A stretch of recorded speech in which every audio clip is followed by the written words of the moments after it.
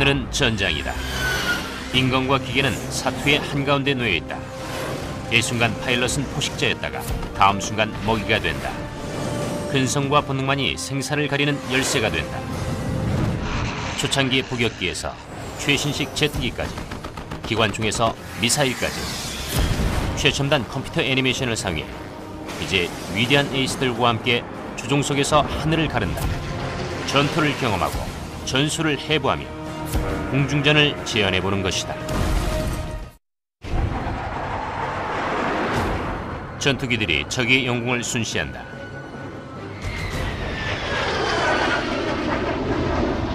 어떤 순간에도 적기의 공격을 받을 수 있다.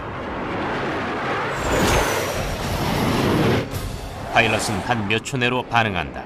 그 몇 초가 사느냐 벌집이 되느냐를 결정한다.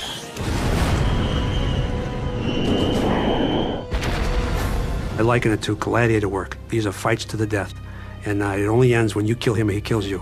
And they're vicious, violent. They end in a big explosion, a lot of fire. The planes burn. That's what it's about. Living or dying depends on winning or losing, and you win and you live. It was a game in a way. It was the world's most dangerous game. The first time you are at the controls by yourself and depart Mother Earth, you're changed forever. Forever. 초음속 제트기, 레이저 유도 미사일, 컴퓨터에 의해 향상된 조종술, 이것들로 인해 파일럿과 비행기는 하나의 치명적인 존재로 거듭난다. 이것들은 현대 공중전의 도구들이다. 하지만 전술이 탄생된 시기는 비행기를 캔버스와 나무, 와이어로 만들던 때다. 1914년 1차 대전이 태동하던 시절, 비행기가 탄생된 지 겨우 10년밖에 지나지 않았다. 전쟁이 벌어지는 장소는 지상과 해상, 이제 처음으로 하늘에서도 시작된다. 비행기는 신생아였고 작고 느리고 약했다. 그래서 주로 적의 동태를 관찰하는 데 이용됐다. 하지만 이내 파일럿은 서로를 쏘기 시작한다. Manfred von Richthofen, the famous Red Baron, his first two kills were, I believe, from the back seat with a shotgun. They said, though, there's got to be a better way. They mounted a machine gun back there. 하지만 총을 두기 좋은 장소는 바로 앞좌석이다. 파일럿이 적기를 조준하고 방아쇠만 당기면 된다. 그러나 기관총 발사와 프로펠러를 동조시킬 방법이 없었다. 그래서 파일럿은 자신의 프로펠러를 쏘았다. 1915년 가을이 되자 독일군 밑에서 일하던 네덜란드 출신 비행기 디자이너 안톤 포커가 신발명품으로 공중전의 혁신을 가져왔다. The interrupter gear would set forth a series of lever movements. It would prevent the machine gun from firing when the propeller was right in front of the machine gun. 그건 엄청난 성공이었다. 독일이 최초로 진정한 의미의 전투기를 개발한 것이다. 연합군은 추락한 독일 전투기에서 인터럽터 기어를 찾아내 모방했다. 하늘은 이제 킬링 필드가 되었다. The early days of fighter aviation were pretty colorful. 1 in 4 of the fighter pilots didn't survive training. It was a high casualty business back in the early days. 적기 5대를 격추시킨 열혈 전사들에겐 에이스라는 새로운 호칭이 부여됐다. Only one pilot out of 20 becomes an ace, meets that magic 5 victory mark. 하지만 완성된 규칙이란 없었다. 늘 시행착오를 거듭했고 물론 착오는 곧 죽음이었다. 새로운 파일럿의 평균 수명 주기는 3주에 불과했다. These men were very, very brave men. The aircraft could disintegrate. The airplane could just catch on fire. The airplanes had no brakes, no oxygen. They didn't have parachutes. If the airplane was put out of action, they went down with it because there's no way to get out. 1916년 9월 독일의 최고 에이스인 오스발드 벨케가 공중전을 위한 원칙을 발표했다. 그의 8가지 규칙은 벨케의 금원이라 불리며 공중전의 교범이 된다. 규칙 1. 자신의 위치를 감추기 위해 태양을 등져라. 규칙 2. 공격을 시작하면 끝장을 봐라. 도망치면 표적이 되기 쉽다. 규칙 3. 가까운 거리에서만 사격하라. 그래야 정확히 맞추고 탄약을 아낄 수 있다. 규칙 4. 상대에게서 절대 눈을 떼지 마라. 적의 속임수를 조심하라. 규칙 5. 뒤에서 공격하라. 6시 방향이 가장 취약하다. 규칙 6. 공격을 받으면 적에게 기술을 돌려라. 그리고 적에게 대항하라. 규칙 7. 적진에서는 퇴각선을 지켜라. 규칙 8. 편대 공격 시 각 비행기는 자신만의 상대를 겨냥하라. 양측의 파일럿들은 서둘러 이 규칙을 익혔다. 안 그러면 죽음뿐이었다. 1917년 미국은 전투력을 갖춘 변변한 전투기 하나 없이 참전했다. 그들은 프랑스제 비행기를 사용했다. 대표적인 예가 막강한 스패드 13이다. 미군에서는 세계적으로 유명한 카레이서인 에디 리켄베커가 있었다.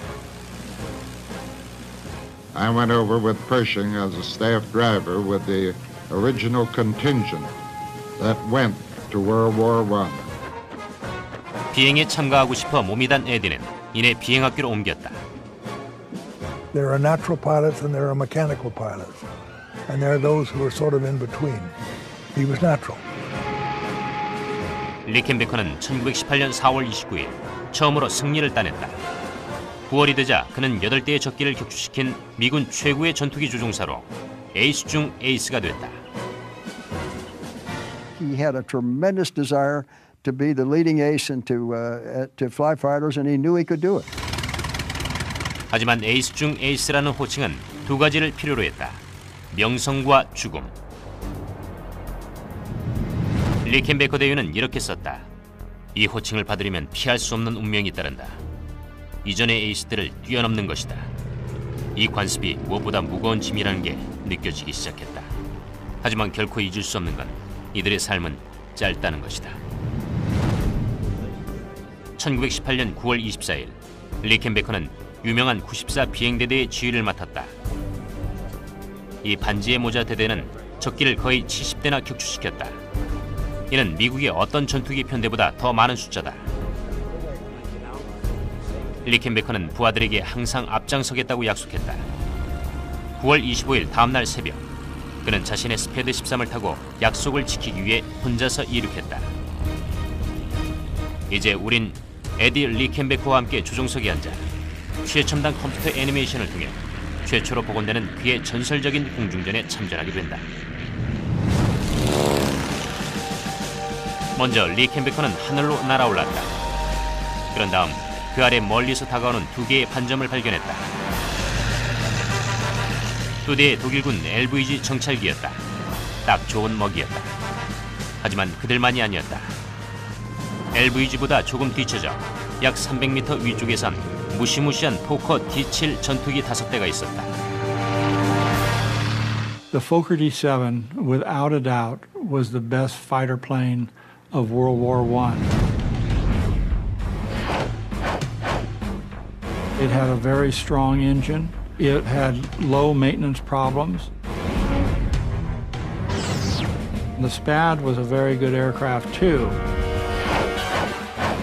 Very sturdy, and it was really great in a dive. 스패드는 독일의 포커보다 빨랐다. 화력은 똑같았지만 기동성은 포커가 더 우수했다. 7대1의 상황을 맞이하면 대부분의 파일럿들은 도망칠 테지만 리켄베커는 아니었다. 그는 상승해서 벨트의 첫 번째 규칙을 따랐다. He comes out of the sun. That's important. He has the sun to his back and they can't see him.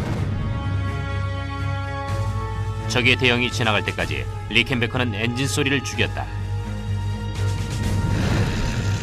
그렇게 하면 조용히 공격할 수 있다. 게다가 조준을 방해할 수 있는 엔진이 주는 거친 진동을 미리 없앤 것이다. 리켄베커는 기술을 내려 급강화했다. He realizes that he has a chance to attack from the rear quarter. He chooses to pursue his attack on the tail-end Charlie, or that last fighting aircraft, that Fokker. 리켄베커는 벨케의 5번째 규칙을 따랐다. 적 후방 6시 방향에서 공격하는 것이다. 포커가 리켄베커를 발견했지만 이미 늦었다. 리켄베커는 비커 39경 기관총의 포문을 열었다.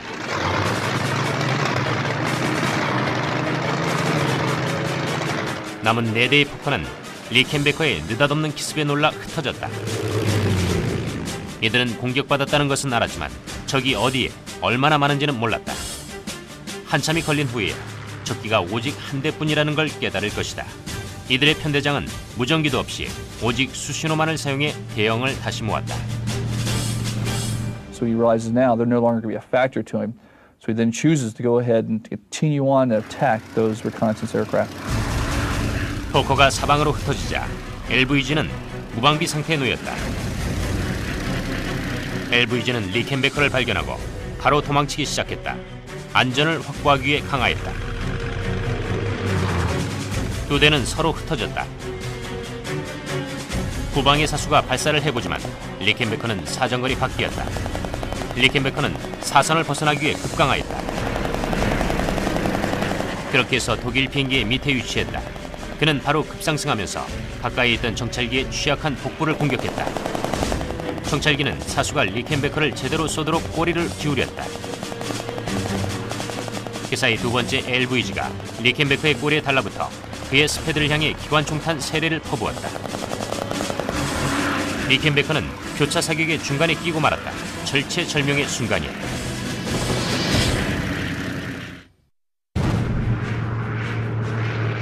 (1918년 9월 25일) 미국의 에이스 에딜 리켄베커는 적진에서 7대의 독일기를 공격했다.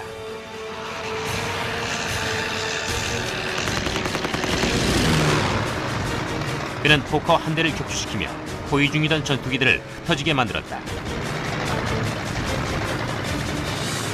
그는 중무장한 LVG 정찰기 2대를 공격해 압박했다. 남은 4대의 포커는 여전히 재집결 중이었다.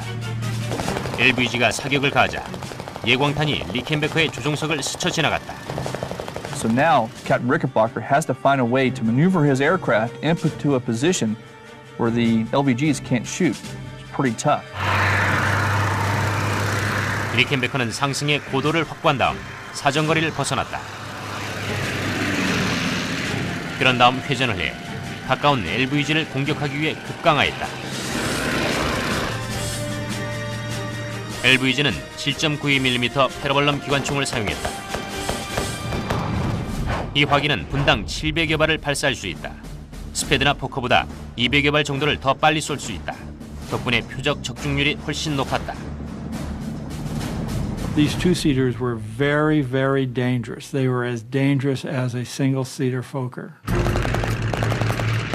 LVG 화력이 공격을 무력화시켰다. 리켄베커는 위험을 무시하고 전술을 반복했다. 그는 LVG 밑으로 급강하여 공격 준비를 함과 동시에 적의 사선에서 벗어났다.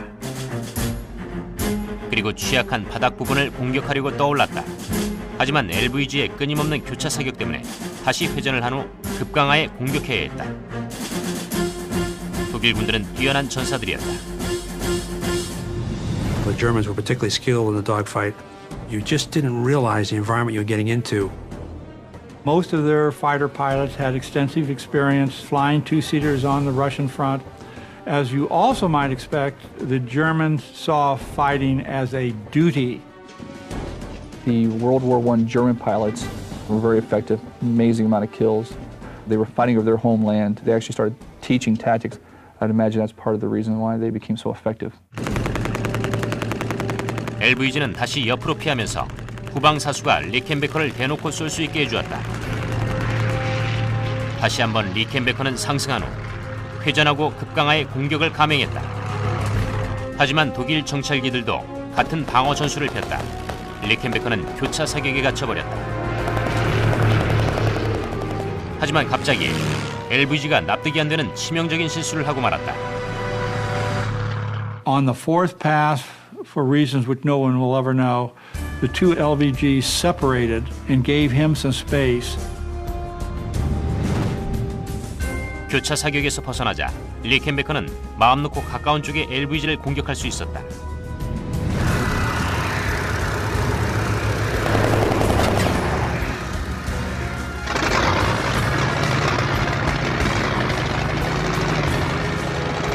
포커 호위기들이 재집결해서 살아남은 LVG를 구조하려고 몰려들었다. 리켄베커는 포커기들이 자신에게 돌진하는 걸 보고 두 대를 격추시킨 걸로 만족하기로 했다. The 4 Fokker D7s did not follow him. That's not unusual for either side to say the fight is over and we've had enough. 그는 적과 7대1로 맞서서 적기 두 대를 격추시키고 당당히 살아서 빠져나왔다. I came out of World War I without a single scratch. There were more than 150, I would say 160 encounters with the enemy, out of which I got 26 victories. 9월 25일 보여줬던 활약으로 그에겐 의회 명예 메달이 수여됐다. I knew that I wanted to be like him. He was my knight in shining armor from the time I was about 8 years old. 리켄베커는 이렇게 썼다. 용기는 자신이 두려워하는 일을 하는 것이다. 두려움이 없으면 용기도 없다. I interviewed a World War I ace, a guy who was 92, and I asked him one time, I said, you ever get nightmares? He said, yeah, I do. I said, when was the last time you had one? He said, last night. And I thought they'd kind of fade away with time, but they don't. 1차 대전의 파일럿들이 개척한 전술은 시간의 시험을 견뎌내고 기술의 발달을 이뤄냈다. No matter how advanced our weapon systems or aircraft become, the tactics that Rickenbacker and Bulkey and those guys developed in World War I are still applicable today.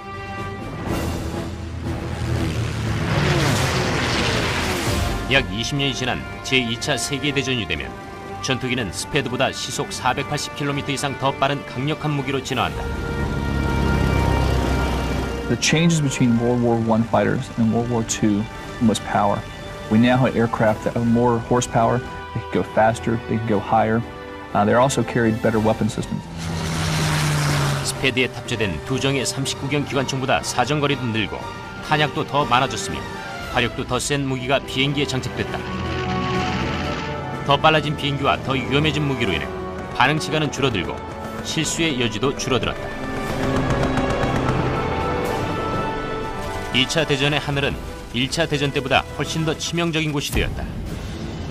1943년부터 미군은 독일의 심장부를 향해 전투기의 호위의 범위를 넘어선 대규모의 주간 폭격 공습을 시행했다. 중무장한 폭격기들은 벌떼처럼 달려드는 적의 전투기에 대해 스스로 방어하도록 했다. The daylight raids proved to be quite unsuccessful, and we suffered some heavy losses, losing as many as almost 60 bombers during one mission. 손실은 엄청났다. 1943년 9월 6일 45대의 B-17기가 격추됐다. 1943년 10월 14일엔 65대의 B-17기가 1100대의 독일 전투기들에 의해 격추됐다. 공군은 이날을 검은 목요일이라고 불렀다. 600 men went down on that day, and it almost put an end to the daylight bombing. They said, now we've got to have fighter escort. Well, we just can't do this without it. 1943년 하반기가 되자 연합군은 마침내 2000km 이상을 날 수 있는 전투기를 갖게 되었다. 덕분에 독일 깊숙한 지역까지 폭격기를 호위할 수 있었다. P-51 머스탱이었다. 1943년 12월부터 머스탱은 폭격기의 호위를 시작하면서 창공에서 독일 공군과 공중전을 벌였다.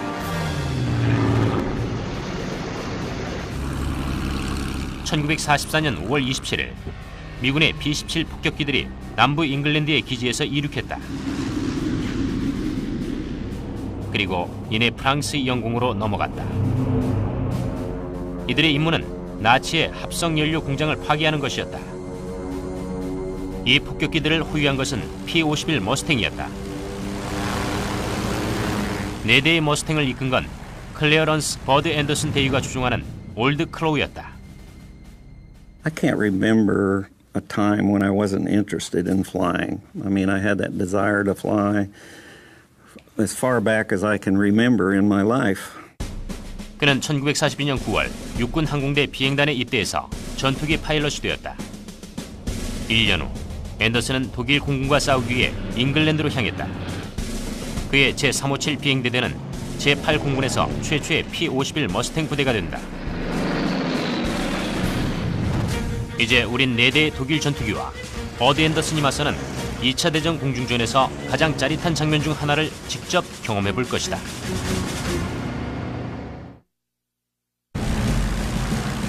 (1944년 5월 27일) 버드 앤더슨이 이끄는 4대의 P-51 머스탱이 미 폭격기들의 호위에 나섰다. 이제 앤더슨이 독일군의 강력한 M109기와 맞닥뜨려 벌이게 되는 공중전을 재현해 볼 것이다. 양측은 얕잡아 볼 수 없는 막강한 상대였으며 P-51 머스탱은 연합군 최고 전투기 가운데 하나였다. It was a tremendous airplane. It was good at high altitude, good at low altitude. It was very maneuverable. I think in the hands of a good pilot, it could hold its own or do better than any of the enemy airplane. M109기는 1937년 활동을 개시했다. 독일 공군들이 선호한 탓에 3만 5천 대가 넘게 생산돼 역사상 가장 많이 만들어진 전투기가 됐다. The strengths of the 109 were that it was a very small but very fast aircraft. It was very difficult to see. It had a very low profile, and it also had a very good zoom rate. It could climb very quickly. P-51기는 속도가 더 빠르고 회전력이 우수했다. M109기보다 900m 이상 더 높이 올랐다. 하지만 M109기는 화력이 더 뛰어났고 전투 경험이 더 많은 베테랑들이 전투기의 조종관을 잡고 있었다. The German pilots had so much more experience and so much more flying time than the Allied fighter aircraft. Some of these pilots have been flying since 1935 and flew into the 40s, and this is one of the reasons why you saw such incredible kill rates, with some of these pilots getting 200 or 300 aerial victories. 앤더슨에겐 1차 대전 때의 전투기에 넘는 장점이 있었다. 바로 전자장비의 발달로 비행기 간의 무전 교신이 가능했던 것이다. We hear on the radio that up front ahead of us they were being attacked. My wingman's on the inside. He calls out, hey, we got 4 bogies, unidentified airplanes, attacking us, coming down on us from 5 o'clock high. We're very vulnerable. 공중전에서는 초반의 움직임이 결정적인데 앤더슨의 행동 반경은 좌, 우, 직진, 상승, 하강이었다. 좌측으로 가면 바로 공격하게 들어가게 된다. 직진을 하면 메서슈미트가 우월한 속도를 앞세워 하강에 그를 덮치게 된다. 유일한 희망은 우측으로 꺾는 것이다. 독일기는 너무 빨라서 급선회를 할 수가 없었다. So we turn like this very hard. 앤더슨은 반 정도만 회전을 하다가 곧바로 독일기를 향해 돌진했다. 다른 두 그룹은 서로를 통과했다. 독일기들이 좌회전을 했다. 그러자 머스탱도 좌회전을 했다. 사냥꾼과 사냥감 간의 목숨을 건 유의였다. 양측은 서로의 6시 방향을 선점하기 위해 애를 썼다. Now we got 4 Me-109s.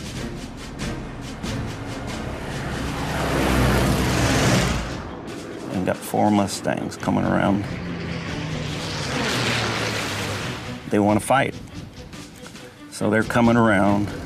And we're coming around now in a big left circle. This goes about 2 times. Each time we come around, I'm a little closer to getting in trail with them. So we've turned their advantage now to our advantage. 앤더슨은 여기 있고 독일기들은 여기 있다. 머스탱 전투기는 안쪽으로 원을 그리며 돌았다. 작은 회전 반경 덕분에 안으로 파고들 수가 있었다. 앤더슨의 작전은 이러한 장점을 이용해 M109기를 따라잡아 꼬리에 붙어 발사하는 것이었다. You do all this stuff by instinct. You don't have it all figured out. You do it instinctively. 머스탱에 장착된 내정의 59경 기관총엔 약 1,300발이 실려 있었지만 겨우 20초 정도의 분량에 불과했다. 앤더슨은 발포할 때마다 계산을 해야 했다. We were all young, indestructible, I hope. I knew it was a lie, but you had to think that way. 독일 전투기들은 머스탱이 거리를 좁혀오는 걸 알고 도망을 쳤다. 하지만 최고 속도가 시속 706km에 달하는 머스탱은 M2 109기보다 무려 시속 80km가 더 빨랐다.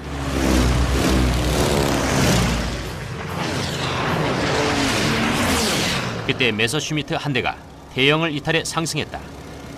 I'm looking at this guy and I don't want to get too far up or he can drop down on me.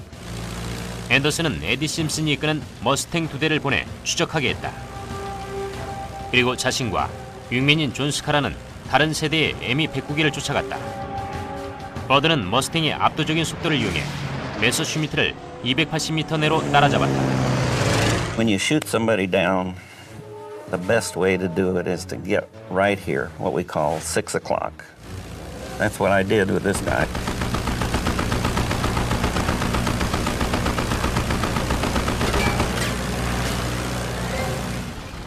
명중당한 109기는 앤더슨을 놀라게 하는 상황을 연출했다. 위아래로 뒤집혀 계속 나는 것이었다. And I thought, what the heck's he doing? You know, if he's going to run away, he just would roll over and pull away. I'm sitting there right side up very comfortably and pump some more shells into him. 이것은 앤더슨의 6번째 유격이었다.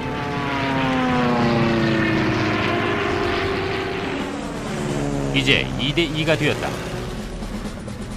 앤더슨은 독일기들이 긴장했다는 걸 알았다.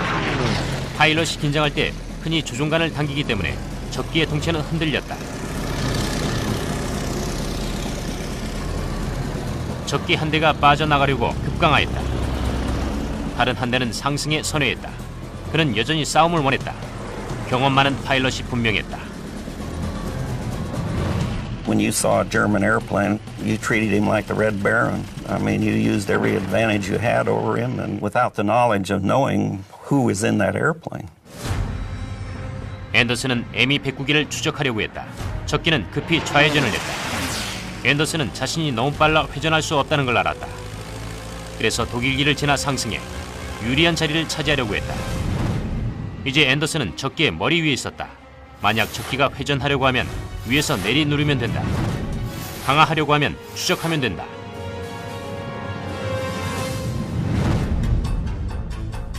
하지만 M2 109기는 기술적으로 역회전 선회했다. 급 우회전을 해서 머스탱의 뒤로 와버렸다. 앤더슨이 앞에 있었다. 그의 윙맨 존 스카라는 바로 뒤에 있었다. 스카라의 뒤에는 독일기가 따라붙어 있었다. 앤더슨은 스카라에게 급강화를 지시했다. 적기가 따라가길 희망했다. I'll drop in behind him. Maybe we can get him that way. So John did that. Sure enough, boy, he went right after him. 앤더슨은 시속 640km가 넘는 속도로 스카라의 꼬리에 달라붙은 M2 109기를 쫓아 곧바로 하강했다. He sees that right away. He comes out, straightens out, pulls away. Then he comes around on this hard turn again. 독일기는 동일한 기동력을 펼쳤다. 좌회전과 급 우회전. 벨키의 5번째 규칙을 이용해서 이제 앤더슨의 꼬리에 붙었다. Now I've got the problem. So I pull the airplane up as steep as I want to, full power, got everything just going as I can. I know that I've got a little more energy than it is, but I'm thinking about plan B. 앤더슨은 에너지, 곧 속도가 생명이라는 걸 알고 있었다. 앤더슨은 위기에 처해 있었다. 공군 생활을 하면서 꼬리에 적기가 따라붙은 경우는 처음이었다. 거의 완벽한 기회를 내줄 찰나였다. Here you are, one-on-one. Kill or be killed. There's big odds that you might not make it. You might be killed in this thing. And you wonder inside, how am I going to perform personally? Am I going to run or am I going to fight? You don't know. I mean, you can train, but the actual thing is real. It's real. 적기에 30mm 포에 맞으면 머스탱은 산산조각 날 수 있다. 순식간에 생사가 갈린 상황이었다.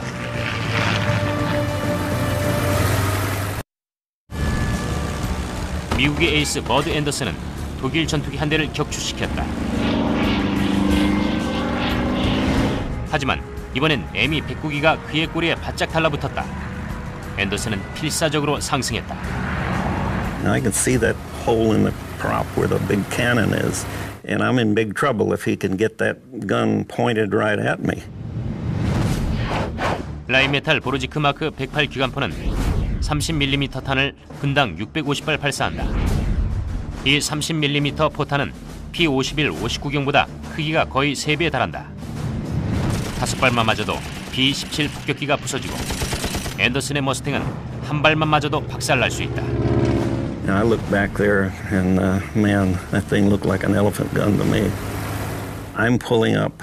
We're both losing airspeed at a pretty significant rate.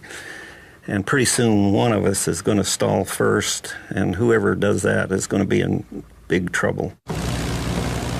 비행기가 수직 상승을 하게 되면 중력의 저항을 받아 속도가 떨어지고 결국엔 실속해 하강하게 된다.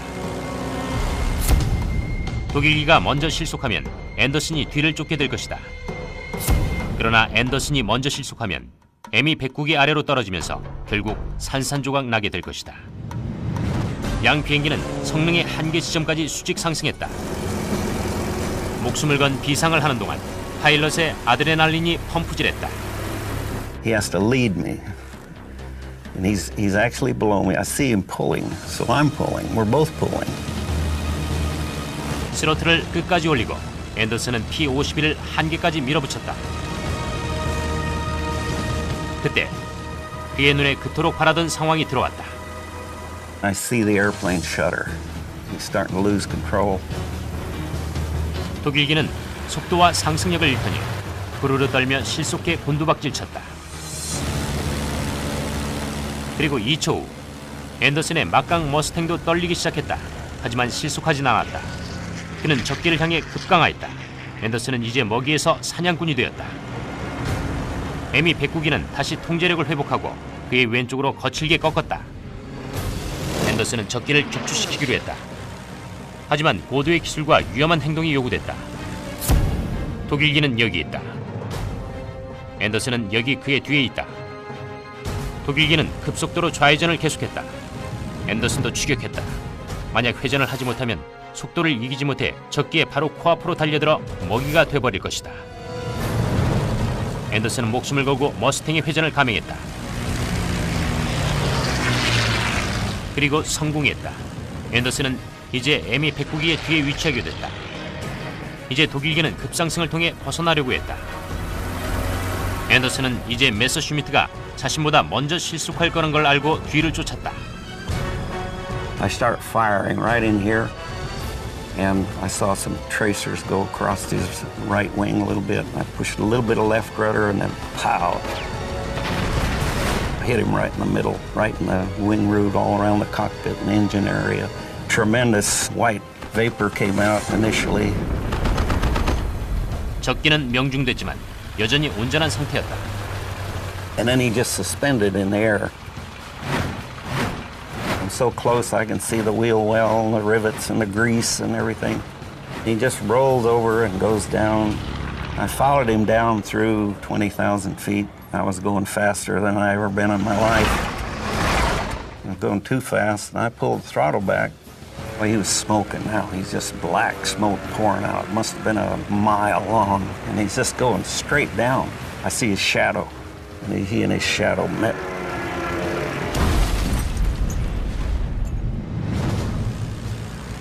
앤더슨과 3명의 동료들에겐 그날은 승리의 날이었다. 4대의 적기에게서 공격을 받았지만 그들은 공격을 격파하고 상황을 반전시켜 적기 3대를 격추시켰다. 머스탱의 호위를 받아 작전에 출격했던 B-17 폭격기들도 겨우 12대만이 실종되었다. 독일은 34대가 넘는 전투기를 잃었다.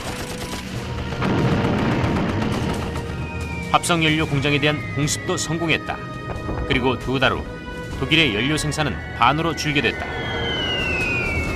머스탱과 버드 앤더슨 같은 사람들이 주간 폭격 작전을 구해낸 것이다. 그들은 또한 수천 명의 목숨을 구하고 연합군의 불운을 승리로 바꿔놓았다.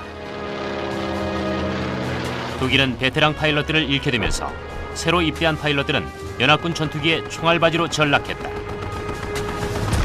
전쟁이 끝날 무렵 연합군은 한때 막강했던 독일 공군을 격퇴하고 독일 하늘을 완전히 장악했다.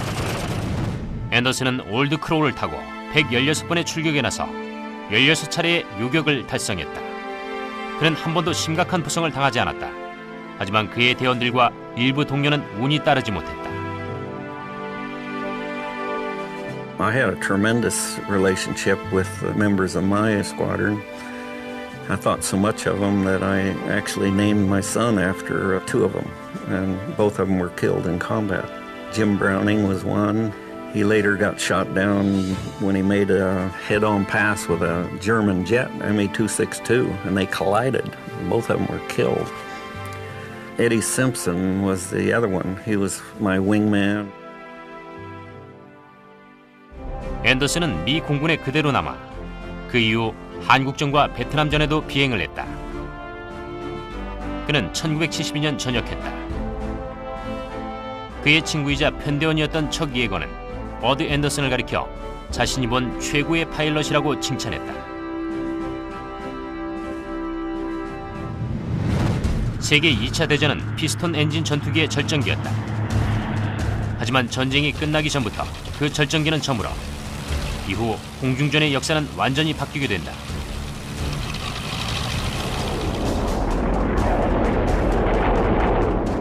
전쟁 막바지 양 진영 모두 제트기를 내놓았다. 하지만 독일의 ME-26기기는 연합군에게 엄청난 충격을 주었다. 독일 군들은 날개를 뒤로 젖히면 속도가 증가하고 강력한 제트 엔진을 쓰면 머스탱보다 시속 160km 이상은 더 빨리 난다는 걸 알아냈다. 도저히 따라잡을 수 없는 속도였다. 하지만 다행히도 연합군의 승리를 빼앗아오기엔 그 숫자는 너무 적었고 또 너무 늦었다. 하지만 전쟁이 끝나자 동서 진영은 제트기가 미래라는 걸 알게 됐다. 제트기는 빨랐다. 하지만 엔진의 연료 소모가 많았고 또 다른 문제를 야기했다. One, you were restricted in range compared to your P-51 in War II. Things happen at greater range, faster. Closure rates, turn radius larger. 제트기의 등장으로 공중전의 속도는 가속화됐고 적을 발견하는 시간도 훨씬 짧아졌다. 머지라고 부르는 마감 속도도 반으로 줄어들었다. 늘어나는 압박을 이겨내기 위해 기계를 변화시킬 수는 있었지만 조종석의 파일럿은 그럴 수가 없었다. 극단적인 초고속은 중력 가속도를 만들어내 파일럿을 인간 한계까지 밀어붙였다. Someone weighs 200 pounds. A force of 5 Gs would be the equivalent of 1,000 pounds pushing down on them. 7.5 Gs would be equivalent of 1,500 pounds. It feels like it's taking your face and it's stretching it down over your knees, down onto the floor. The main result of that force is causing the blood to pool in the lower extremities. First thing affected the eyes. Blood begins to drain out of the eye and begin to lose vision. So someone who is not prepared to handle that quick onset of G can very easily black out and pass out. 파일럿이 극단적인 중력 가속도의 압박에 견뎌낼 수 있으려면 G-수트가 필요했다. 전문가들은 엄청나게 빨라진 제트기와 파일럿에게 가중되는 압박이 공중전을 구식으로 만들어버릴 거라 예측했다. 이 이론은 이내 실험에 붙여졌다. 1950년 6월 북한의 6개 사단이 남한과 북한의 경계를 이루고 있던 북위 38도선을 넘어 쳐들어왔다. 동서 진영의 전쟁이 벌어졌다. 그리고 제트기 간의 최초의 싸움이 펼쳐졌다. 프레드릭 부츠 블렛의 소령은 도전 정신을 잘 보여줬다. 그는 한국전에서 미국 팀을 이끄는 에이스였다. 블렛은 어렸을 때부터 전투기 조종사에 대한 꿈을 키워왔다. I'd want to be an ace since I first started reading about Eddie Rickenbacker in the 1920s. And that was what I wanted to do. I wanted to go to West Point, I wanted to be a fighter pilot, and then I wanted to be as good a fighter pilot as the Air Force had. 그는 1945년 웨스트 포인트를 졸업했다. 2차 대전에 나가기엔 이미 늦었다. 하지만 한국전에 참전해 200번 이상의 출격을 했다. 수많은 출격의 임무는 단순했다.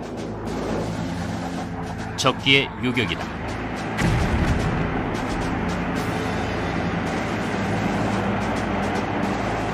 (1950년 11월) 이후 하늘은 빠르고 상승력이 뛰어난 적기가 지배했다. 악명 높은 미그 15기다. 일부 미그기는 훈련이 부족한 북한군과 중국 파일럿이 몰았지만 비밀리에 소련군들도 끼어 있었다. 이 2차 대전의 베테랑들은 훈련도 많고 경험도 풍부한 전사들이었다. The MiG was a formidable opponent because it would do a lot of things that you couldn't do.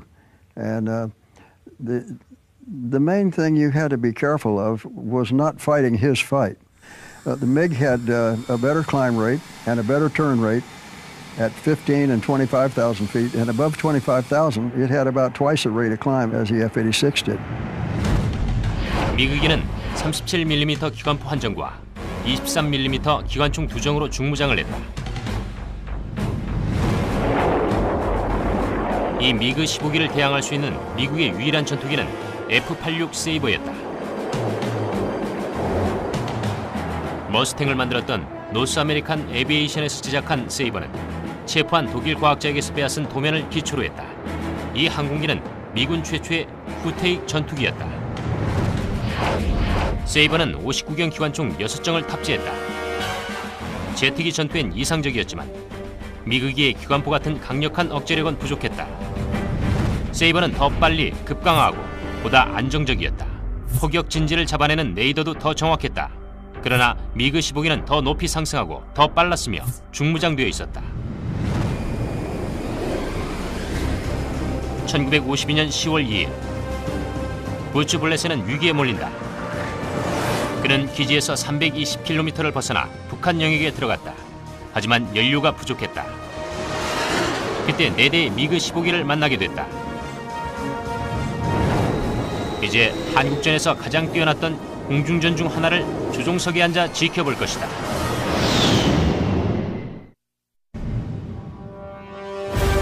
(1952년 10월 2일) 프레드릭 부츠 블레스 소령은 자신의 123번째 임무를 이끌고 있었다. 그와 함께한 4대 F-86기는 적기의 사냥감이 될 위기였다. 그들은 한국전에서 가장 위험한 지역인 미그 계곡으로 들어갔다. 압록강을 따라 서해 동북쪽 끝에서 쭉 이어진 곳이다. 미그기들은 공군기지에서 날아와 미군 폭격기들을 공격하고 중국 국경 너머로 사라져버린다. 미그기의 엄청난 이점은 바로 기지가 가깝다는 것이었다. 세이버는 기지에서 몇백 킬로미터 떨어져 있었다. 그런데 미그 계곡 위로 20분간 비행할 연료밖에 없었다.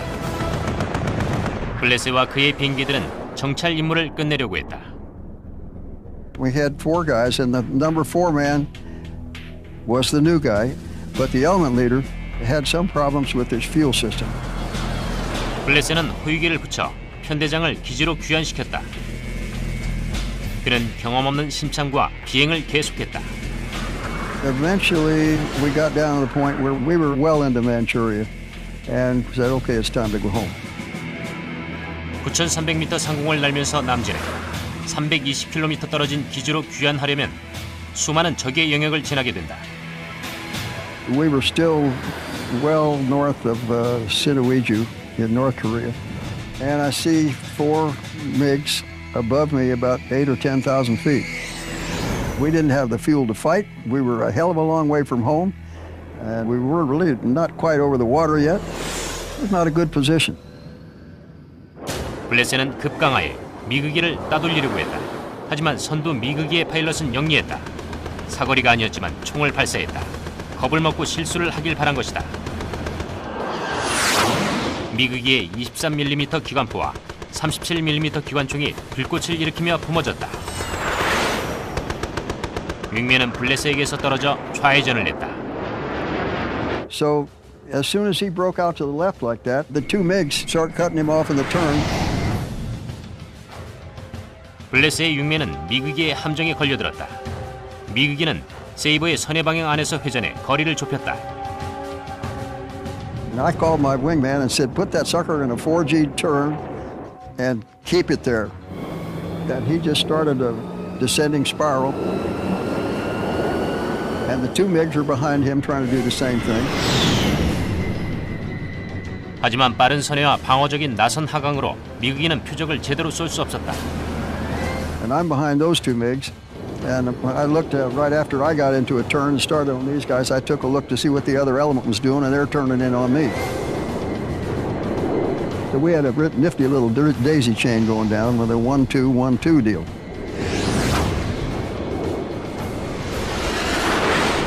고도 5,400m에서 블레셋가 바라던 상황이 벌어졌다. 그의 앞에 있던 미그기가 나선 하강을 견디지 못하고 급선에서 밀려났다. And when he did that, I relaxed the G's on my airplane and lined him up in my gun sight. 나선 하강에서 중력 하속도 상태로 발포하면 날카로운 사격을 하기란 거의 불가능했다. 하지만 블레셋은 뛰어난 저격수였다. A bunch of stuff flew off of him, some stuff out of the engine puff, and off he went. He took off. 그러자 윙맨의 꼬리에 붙은 미그기가 무방비 상태가 됐다.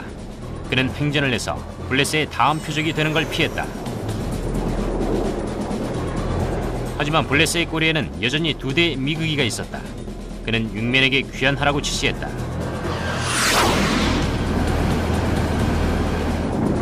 두 대의 미그기가 쏜 총탄이 블레셋의 조종석을 지나갔다. I'm in a turn because these guys have just fired over my canopy. I increased the G's and made them slide out to the right. And then I started to reverse my turn.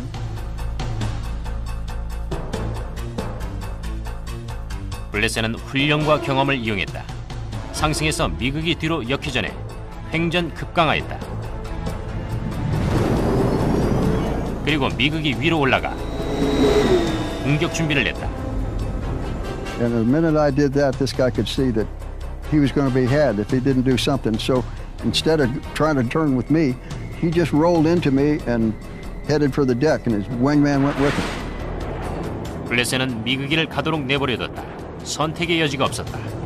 I didn't want to fight with him. I didn't have the fuel. But now I'm down to about 900 pounds, maybe 1,000 pounds of fuel. I'm damn near 200 miles from home, and I'm already starting to calculate whether I can make it or not. 블레셋은 연료를 아끼려고 고도 3,300m로 상승했다. 그런데 시야의 한쪽에서 또 다른 미그기가 10시 방향에서 빠르게 접근했다. I thought, boy, school is really out. I can't even go one turn with this guy. I don't have the fuel. Above all, I've got to get out over the water. 하지만 그는 여전히 북한 지역에 있었고 연합군 해역까지는 아주 멀었다. 그의 이름은 적의 선전 방송에도 호명됐다. 미군의 수석 에이스로서 그를 잡으면 포상이 주어진다는 것이었다. It hadn't been more than 2 weeks since Pyongyang Sally had been on the shortwave radio, and she said, "Oh, Major Blessé, I see you got your 8th kill today, but we're going to get you. We're going to get you, and when we do, we're going to hang you from the Han River Bridge."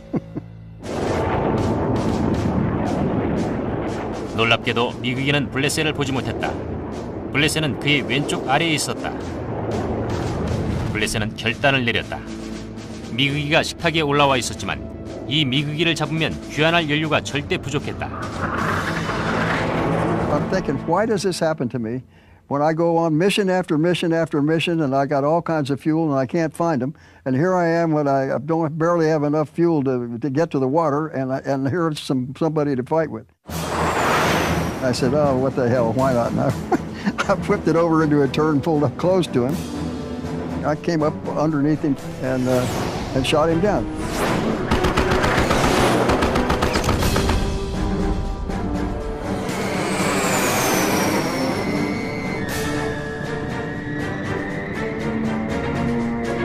열 번째 요격이었다. 하지만 그 바람에 연료를 90kg이나 소모했다. 이제 적의 영역에 홀로 남은 블레셋은 커다란 위기에 봉착했다.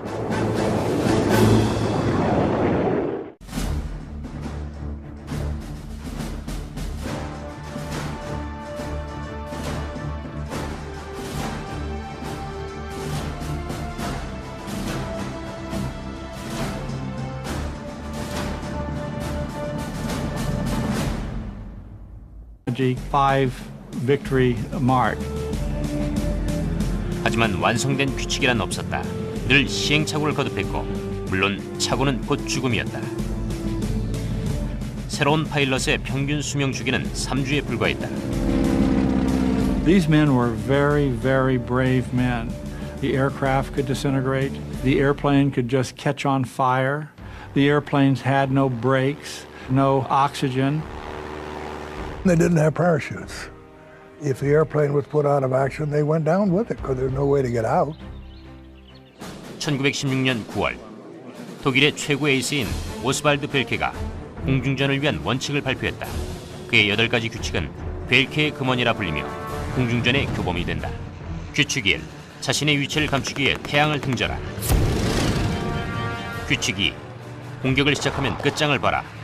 도망치면 표적이 되기 쉽다. 규칙 3. 가까운 거리에서만 사격하라.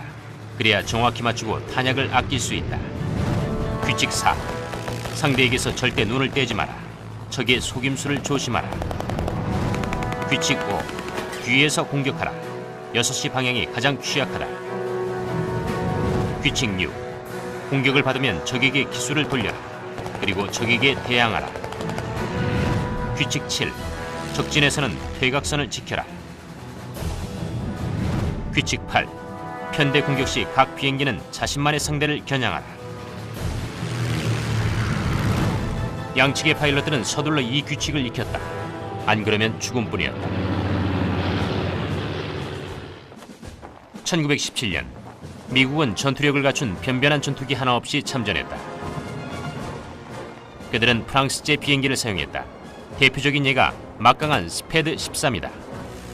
미군에서는 세계적으로 유명한 카레이서인 에디 리켄베커가 있었다. I went over with Pershing as a staff driver with the original contingent that went to World War I. 비행에 참가하고 싶어 몸이 단 에디는 이내 비행학교로 옮겼다. There are natural pilots and there are mechanical pilots. And there are those who are sort of in between. He was natural. 리켄베커는 1918년 4월 29일 처음으로 승리를 따냈다.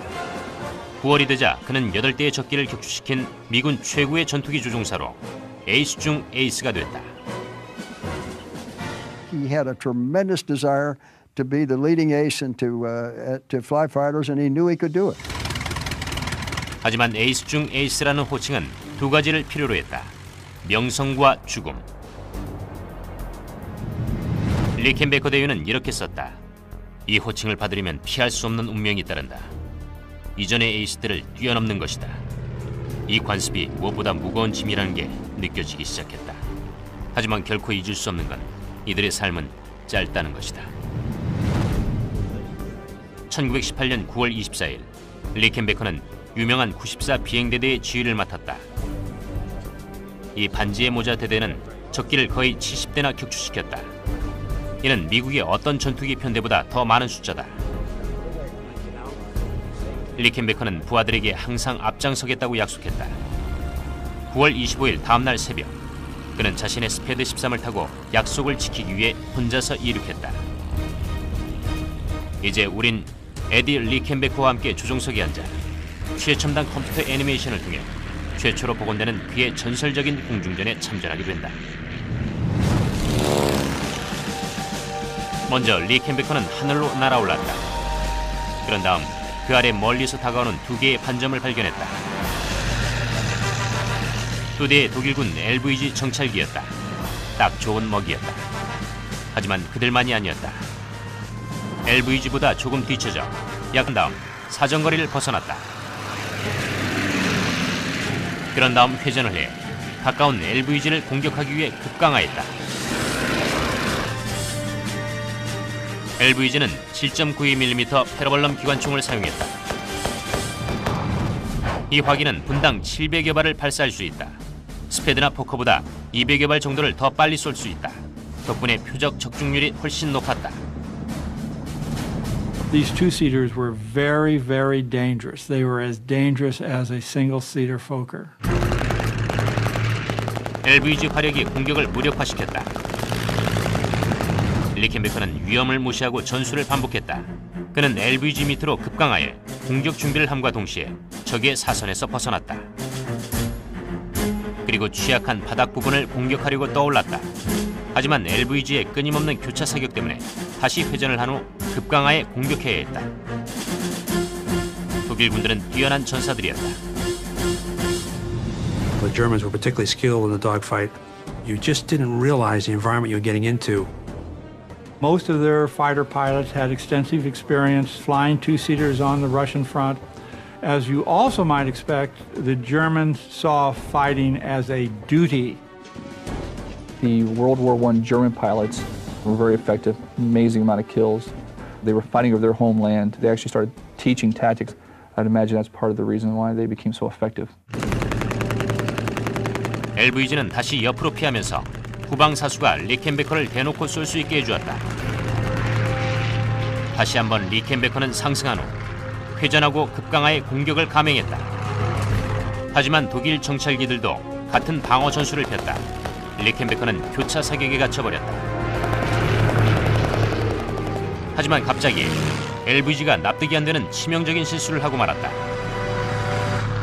On the fourth pass, for reasons which no one will ever know, the two LVGs separated and gave him some space. 교차 사격에서 벗어나자 리켄베커는 마음 놓고 가까운 쪽의 LVG를 공격할 수 있었다.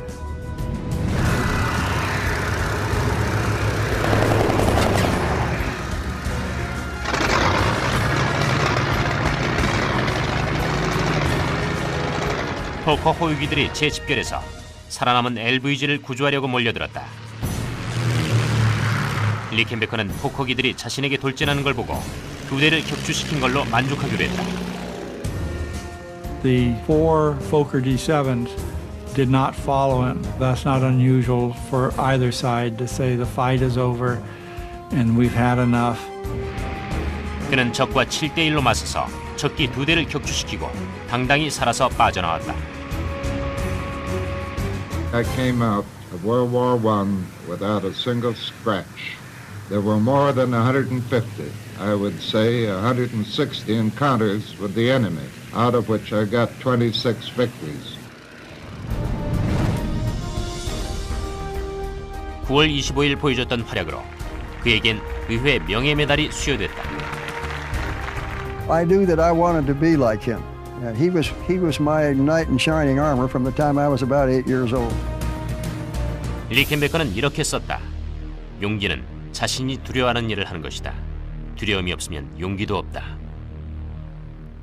I interviewed a World War I ace, a guy who was 92, and I asked him one time, I said, "You ever get nightmares?" He said, "Yeah, I do." I said, "When was the last time you had one?" He said, "Last night." And I thought they'd kind of fade away with time, but they don't. 1차 대전의 파일럿들이 개척한 전술은 시간의 시험을 견뎌내고 기술의 발달을 이뤄냈다. No matter how advanced their weapon systems or aircraft become, the tactics that Rickenbacker and Bulkey and those guys developed in World War I are still applicable today. 300m 위쪽에선 무시무시한 포커 D7 전투기 5대가 있었다. The Fokker D7, without a doubt, was the best fighter plane of World War I. It had a very strong engine. It had low maintenance problems. The Spad was a very good aircraft too.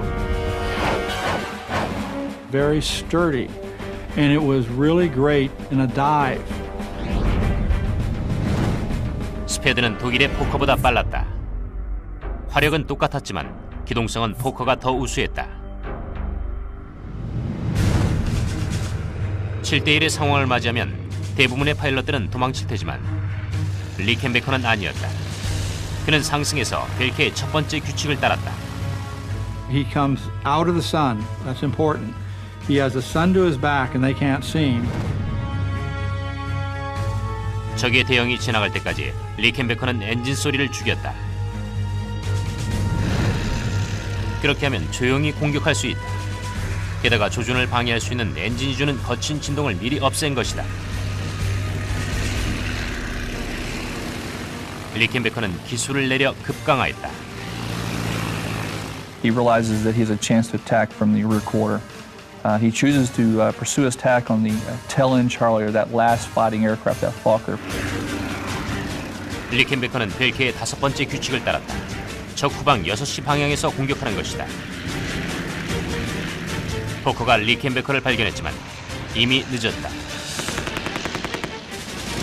리켄베커는 비커 39경 기관총의 포문을 열었다.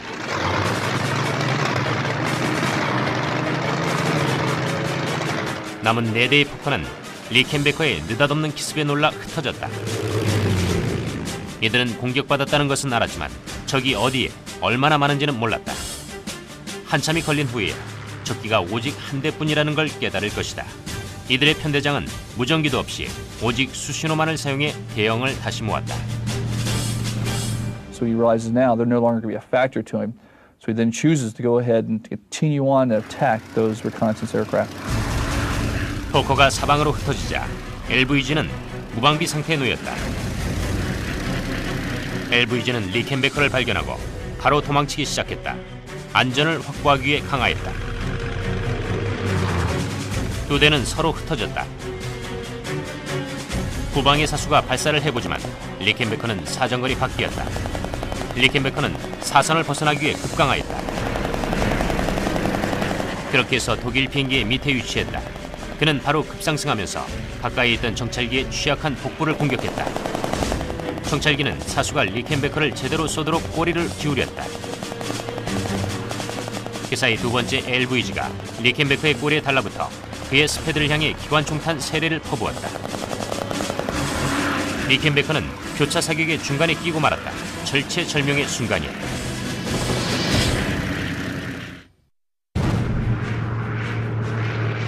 (1918년 9월 25일) 미국의 에이스 에딜 리켄베커는 적진에서 7대의 독일기를 공격했다.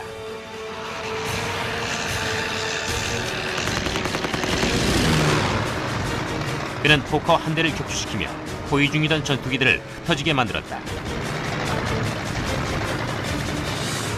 그는 중무장한 LVG 정찰기 2대를 공격해 압박했다. 남은 4대의 포커는 여전히 재집결 중이었다. LVG가 사격을 가하자 예광탄이 리켄베커의 조종석을 스쳐 지나갔다. So now Captain Rickenbacker has to find a way to maneuver his aircraft and put to a position where the LVGs can't shoot. It's pretty tough.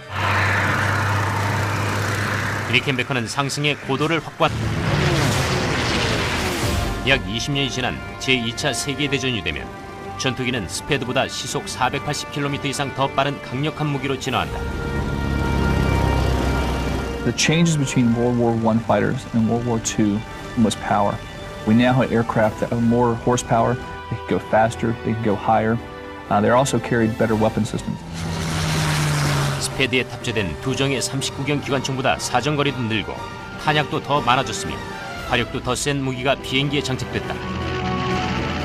더 빨라진 비행기와 더 위험해진 무기로 인해 반응 시간은 줄어들고 실수의 여지도 줄어들었다. 2차 대전의 하늘은 1차 대전 때보다 훨씬 더 치명적인 곳이 되었다. 1943년부터 미군은 독일의 심장부를 향해 전투기의 호위의 범위를 넘어선 대규모의 주간 폭격 공습을 시행했다. 중무장한 폭격기들은 벌떼처럼 달려드는 적의 전투기에 대해 스스로 방어하도록 했다.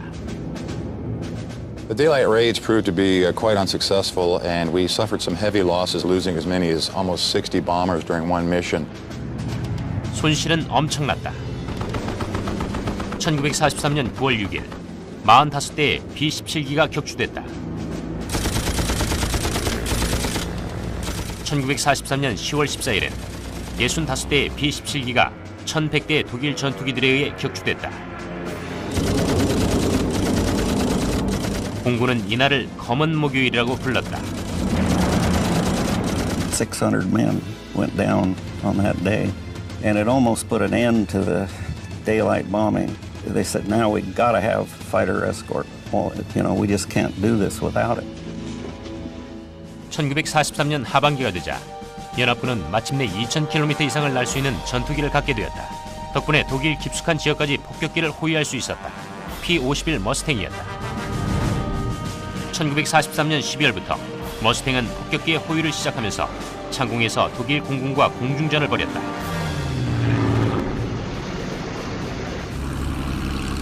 1944년 5월 27일 미군의 B-17 폭격기들이 남부 잉글랜드의 기지에서 이륙했다. 그리고 이내 프랑스 영공으로 넘어갔다. 이들의 임무는 나치의 합성 연료 공장을 파괴하는 것이었다. 이 폭격기들을 호위한 것은 P-51 머스탱이었다. 4대의 머스탱을 이끈 건 클레어런스 버드 앤더슨 대위가 주중하는 올드 크로우였다.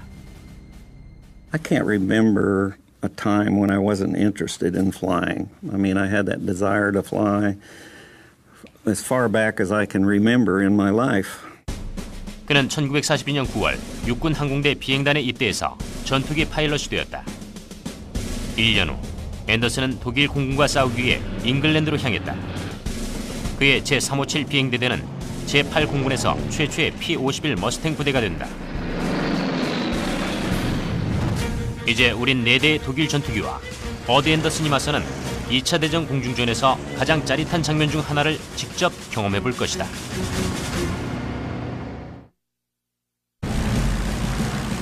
(1944년 5월 27일) 버드 앤더슨이 이끄는 4대의 P-51 머스탱이 미 폭격기들의 호위에 나섰다. 이제 앤더슨이 독일군의 강력한 M-109기와 맞닥뜨려 벌이게 되는 공중전을 재현해 볼 것이다. 양측은 얕잡아 볼 수 없는 막강한 상대였으며 P-51 머스탱은 연합군 최고 전투기 가운데 하나였다. It was a tremendous airplane. It was good at high altitude, good at low altitude. It was very maneuverable. I think in the hands of a good pilot, it could hold its own or do better than any of the enemy airplanes. M-109기는 1937년 활동을 개시했다. 독일 공군들이 선호한 탓에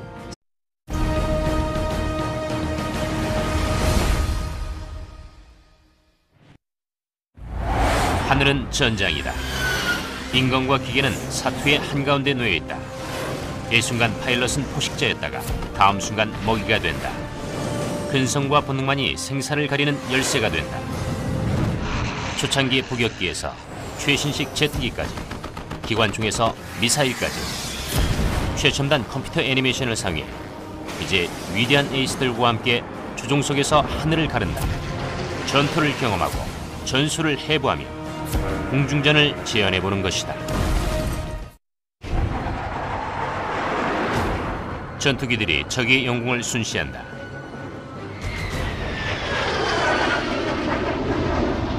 어떤 순간에도 적기의 공격을 받을 수 있다. 파일럿은 단 몇 초 내로 반응한다. 그 몇 초가 사느냐 벌집이 되느냐를 결정한다.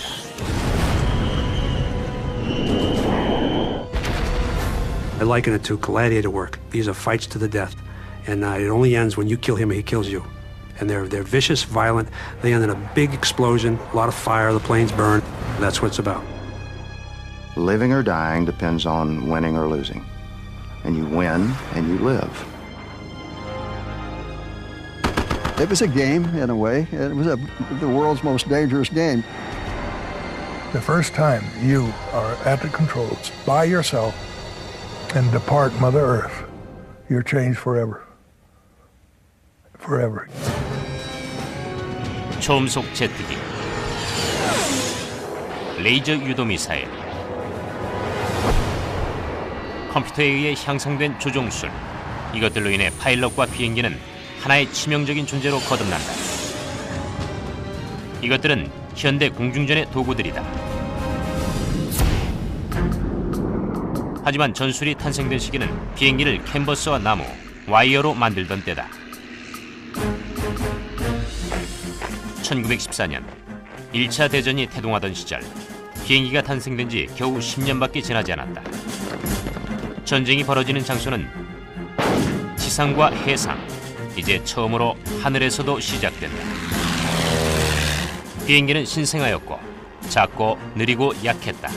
그래서 주로 적의 동태를 관찰하는 데 이용됐다.